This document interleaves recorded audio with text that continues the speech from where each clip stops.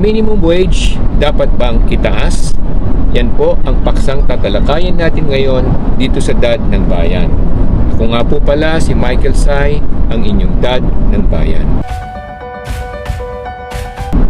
Marami po sa ating mga kababayan ang dumadaing at humihiling na maitaas ang minimum wage dahil sila ay nahihirapan na sa tagpagtaas ng presyo ng mga bilihin at ng mga gastusin.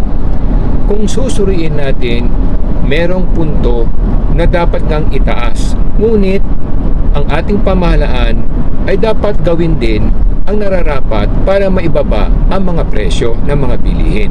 Kasi kung itataas naman natin ng masyadong mataas ang minimum wage, tataas din ang halaga ng mga bilihin at lalong may papasa rin ulit sa ating mga kababayan yung pagtaas ng minimum wage.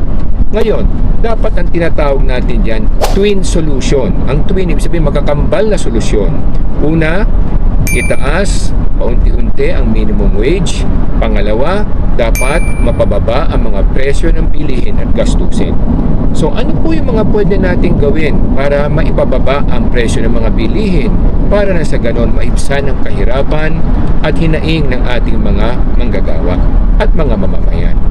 Kung titingnan kasi natin yung tinatawag nating basket of products, yung tinatawag nating pinagsama-samang pangangailangan ng ating mga kababayan na kanilang binibili at ginagastusan, makikita natin na karamihan doon ay pwedeng gawa ng paraan kung paano maibaba.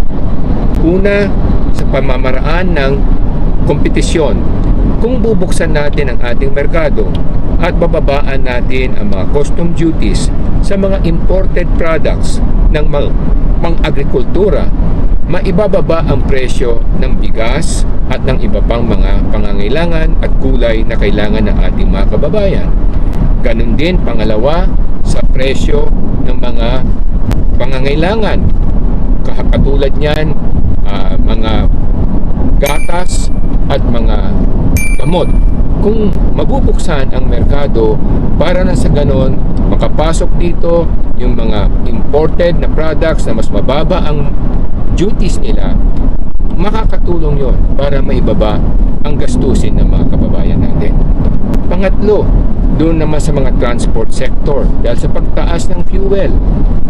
Kung hindi man kayang tanggalin ang excise tax, siguro ang pwede natin gawin, meron tayong mga trigger pricing. Ibig sabihin, yung excise tax pwedeng ma-adjust pababa, hindi naman kinakailangan tanggalin, depende sa presyo ng gasolina at fuel sa ibang bayan. Pansamantala lang naman lahat ito, lalo na yung fuel increases na yan, yung pagtaas ng presyo sa pandaigdigang merkado, yan naman ay pansamantala lang.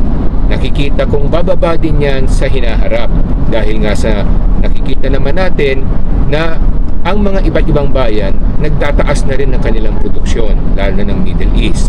Kaya malamang bababa na rin yan pagkatapos ng ilang buwan. So, kung itataas natin ng masyadong mataas ang minimum wage, ipapasa yan ng mga nagnenegosyo at ng mga factory pagtaas ng presyo rin ng mga bilihin. At kung hindi naman natin babantayan ang pagtaas ng presyo, lalo ding mahihirapan ang ating mga kababayan. Kaya ito'y dapat timbangin na maayos at dapat i-maneho o i-manage ng dahan-dahan at tamang pamamaraan para na sa ganoon ang ating mga kababayan ay hindi magdusa at hindi magutom at hindi mahirapan. Wala pong Pilipinong dapat magutom. Yan ang dapat natin pagtuunan ng pansin. Ako po nga pala si Michael Sai, ang inyong Dad ng Bayan.